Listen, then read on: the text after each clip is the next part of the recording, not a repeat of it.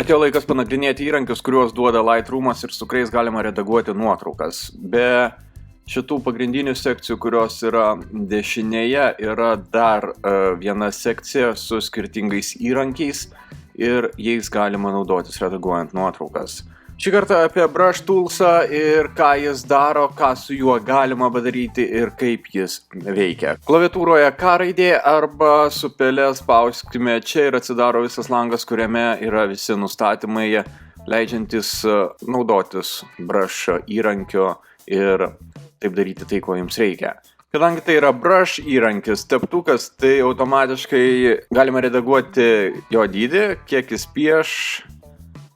Laužtiniais kliaustai tą daro klaviatūroje arba tiesiog size tapsas čia ir galima matyti, kaip viskas keičiasi. Pirmas apskritimas yra 100% brušo veikimas, antras apskritimas, tai yra tolimesnis, jau yra 0, o tarpas tarp jų yra feather, o feather galima keisti su paspaudę shiftą ir lygiai taip pat laužtiniais kliaustai į kairę arba į dešinę ir matome, kaip jis didėja.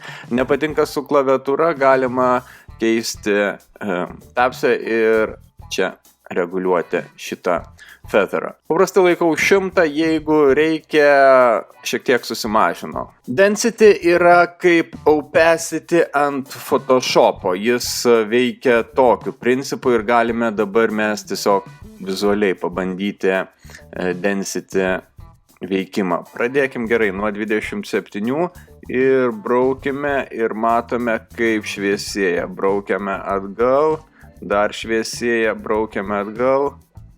Šviesėja ir viskas. Baigėsi visas šviesėjimas.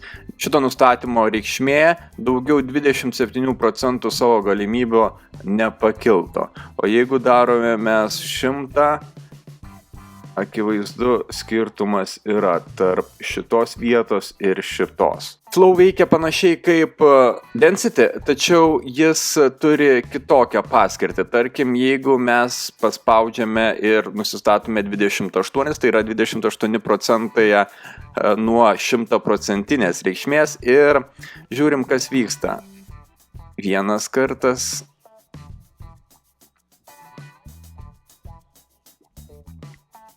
Ir tai braukdami mes galime pasiekti 100%. Patikrinam su 100%, šalia perbraukę. Taip, tai yra labai panašu į čia ir čia. O tai reiškia, kad su Flow mes galime nusistatyti ir jeigu mums reikia labai silpno efekto, mes perbraukiam ir jį turim. Jeigu antrą kartą braukiame, vadinasi dar kartelį 31%. Jeigu dar kartelį braukiam, dar 31%. Nėra taip, kaip buvo su Density, kuomet brauki ir jis nepakils žemiau 23%. Gali braukti kiek nori, tačiau 100% reikšmės jis niekada nepasieks, bus ties 23%. Viskas labai panašu į tai, kas yra Photoshop'e ir ten esantis opacity ar flow įrankiai. Brushą galima naudoti įvairiai. Tarkim, jeigu reikia pasižymėti tik tai tą žalią vietą, tai mes galime braukti ir bus pažymėti tik tai tie žali medžiai. Kaip pamatyti, kas jau yra pažymėta? Vienas iš būdų - palaikyti su pele ant šito apskritimo ir matysis.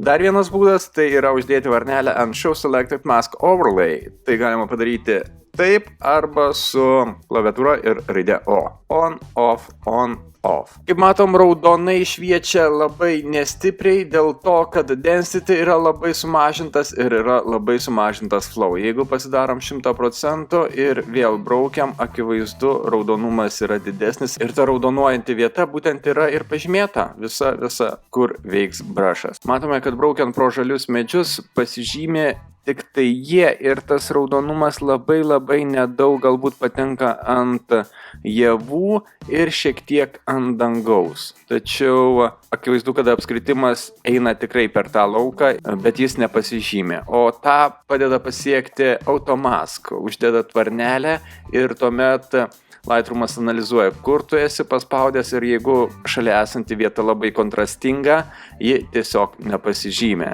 Pabandykime čia. Atrodo labai tvarkingai žymėse. Ne, čia jau išlindo. Jeigu pasižymėjo ten, kur nereikėjo, kad pasižymėtų, tą vietą galima ištrinti. O trinimas yra paspaudus Alt arba Option ant klaviatūros. Ir matome, atsiranda minuso ženklas ir braukiame su pele ir šitose vietose pažymėjimas dingsta. Aišku, norint preciziškai pasižymėti tą vietą, reikėtų pasizoominti ir pikselis į pikselį pataikyti. Kadangi čia tik demonstracija, tai mes to nedarykim. Ir dabar, ką galėtume padaryti su šitais medžiais? Galima išjungti, kad jie neberaudonuotų ir iš karto matytume efektą. Kaip jau minėjau, O klaviatūroje arba varnelė ant Show Selected Mask Overlay ir spaudžiame ant to apskritimo, langas vis dar atidarytas ir dabar mes galim šviesinti, mes galim kontrastą nuimti, mes galim shadows, mes galim netgi nuspalvinti. Pasižiūrėkime gerai, mes nuimkime exposure ir darykime rudenį ten. O galbūt žaliuojantį pavasarį, o galbūt mėlynuojančius medžius. Instagramas, galbūt toks efektas. Na, menu mes neužsiminėkim, tiesiog galima bet įdėti daugiau žalumos, kontrasto galbūt šiek tiek nuimti, shadows padidinti, o gal net sumažinant, gražiau žiūrisi dėl kontrasto ir white sumažinkim. Gerai, clarity, jeigu uždėsim, bus tamsiau, behazes visiškai užtamsina, na galbūt profilaktiškai 2 uždėkim. Saturations galim padidinti spalvų saturaciją ir šiek tiek pridėti. Sharpo, noizo ir visų kitų mes nelieskime. Viskas, su šita vieta mes padarėme tai, ko norėjome. Ir jeigu atrodo, kad efektas yra per didelis, mes jį galime sumažinti. Jeigu nueiname su pele ant apskritimo, laikome Altą ir matome, kad atsirado rodiklės. Ir čia rodiklės reiškia tą patį opacity, ar didinti tą efektą, ar mažinti. Gerai, mes spaudžiame į kairę ir žiūrėkite, kaip keičiasi slankikliai dešinėje prie visų nustatymo. Mes mažiname visus nustatymus iki 0. Jeigu mes braukiame į dešinę, mes didiname tą efektą, kuris yra nustatytas pradinėje reikšmėje. Grįžtam į vidurį, vėl yra taip, kaip buvo. Kitas variantas, kurį galima padaryti taip pat, pasiekti tokį pat efektą, tai yra pasinaudoti lyg ir opacity tuo brušu, kurį panaudojame, tai yra šita maža rodiklėlė žemyn. Paspaudus ją atsidaro langelis, kuriame matome amount, tai yra skaičiais išreikštas dydis, kiek efekto pritaikyti. Jeigu mes padarom 1, tai yra beveik kaip nieko nedaryta, jeigu padarom 100, tai yra 100% reikšmė tų efektų, kuriuos mes ir nustatėm. Pabandykime dar vieną brušo funkciją, tai yra, jeigu reikia pažymėti tiesią liniją ir vietoj to, kad brauktume per ekraną su pele, mes galime paspausti 1 kartą, tuomet nueiti ten, kur reikia, kad būtų pabaigas, laikyti shiftą ir spausti su pele dar kartelį. Ir nusibrėžę tiesią liniją, būtent tokio brush dydžio, kokį ir nustatėme. Galima daryti kitaip. Galima spausti 1 kartą čia, galima eiti ten, kur reikia ir pakelti brušo dydį ryškiai. Spaudžiame ir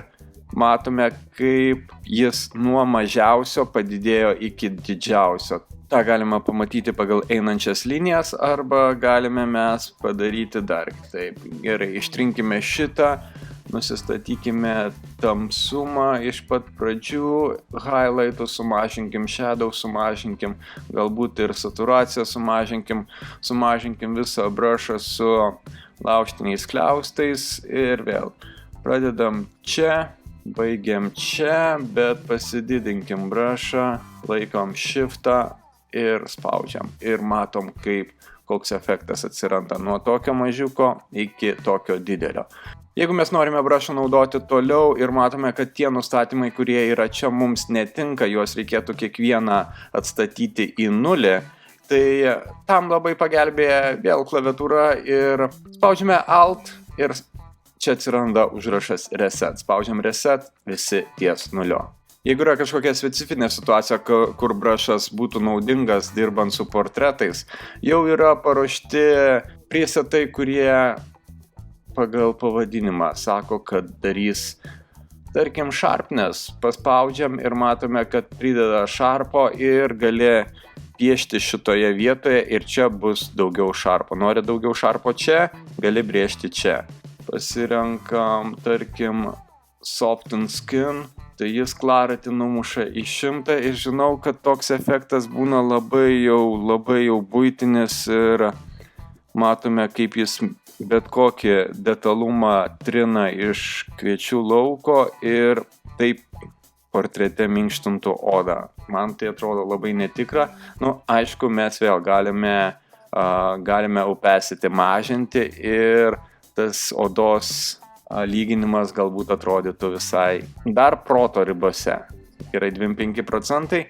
Jeigu mes norime, kad atsirastų dar vienas brushas, ne tik šitas, kuriame naudojame softeningą, bet tarkim kažką padaryti su šita mėlyna vieta, mes galime spausti New ir atsiranda dar vienas. Ir vėl mes priešime čia, nuspalvinam tą debesų vietą, išjungiame su O raudoną spalvą ir tarkim čia pasiemam Burn Darken ir šiek tiek exposure sumažino, matome, kad patamsėjo dangus. Jeigu mes norime, kad jis patamsėtų daug daugiau, galima rinktis tą ir vėl eiti į exposure amount, ir žiūrėti, kaip jis veikia, ar per daug, ar per mažai. Jeigu matome, kad šiek tiek netiksliai nuspalvinom, galbūt su kviečiais mums tas geriau matytųsi, mes patį brushą galime stumdyti, tai yra perkelti šiek tiek kitur. Ir matome, kaip ta raudonas plotas keičiasi. Jeigu norime, mes galime perkelti čia, arba galime padidinti piešiant toliau.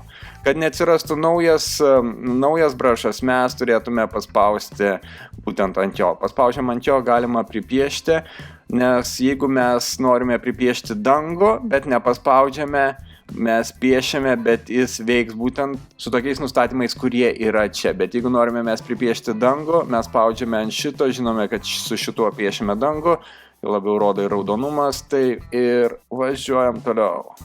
Šitą irgi galim stumdyti, paimam ir perkeliam čia. Jeigu mums kažkuri vieta nebereikalinga, spaudžiame Altą ir išsitrinam, arba tiesiog čia spaudžiame Erase ir pasididinam brush size ir ištrinam šitą vietą.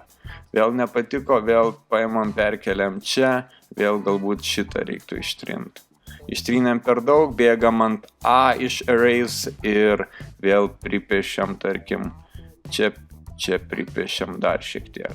Jeigu yra dvi vietos, kuriuose norim panaudoti tą patį brushą, tarkim, dirbame su dviem veidais, ant vieno veido nupiešiam tai, ko reikia ir norime tą patį efektą perkelti į kitą veidą, galima dešinę spausti ant brusho apskritimo ir tuomet siūlo Duplicate, Delete ar Reset Brushing. Spaudžiame Duplicate ir automatiškai toje pačioje vietoje atsirado antras brushas. Pastumėm. Ir turime du, vienas čia. Norime dar kartą spaudžiam Duplicate, leidžiam į apačią ir taip galima išsitampyti ten, kur reikia. Nepatinka, spaudžiame Delete ir viskas, šito nebėra. Šitą irgi galime Delete arba tiesiog klaviatūroje Backspace'as ir viskas, jis dingsta. Brush Tools'ą aš naudoju dažniausiai landscape fotografijose arba su žmonėmis, kuomet reikia pažymėti tam tikrą rūbo dalį, veido dalį, kurią nori pašviestinti, patamsinti, paryškinti, tai brushas tam labai puikiai tinka. Šį kartą dirbame su landscape nuotrauka ir matėme, kaip jį galima panaudoti. Ačiū, kad žiūrėjote, jei patiko, prenumeruokit ir susimatysim kitoje serijoje. Ačiū, kad žiūrit.